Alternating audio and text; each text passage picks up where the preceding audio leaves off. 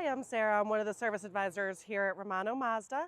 Today we're going to be showing you how to set the height on your power lift gate. There's multiple reasons that we would do this, whether you're taller, shorter, can't reach the button, or to make sure that it's not going to hit a rack at the top of the roof or a lower ceiling. So let's get going.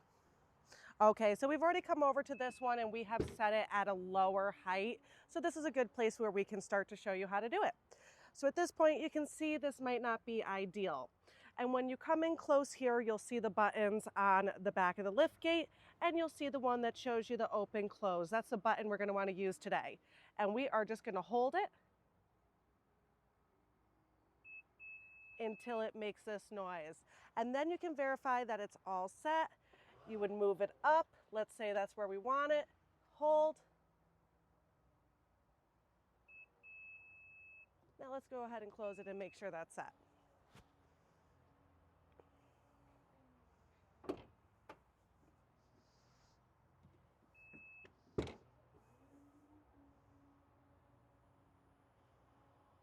Now, as you can see, it now opens up to this height, which is a lot better for getting into the trunk and removing your items.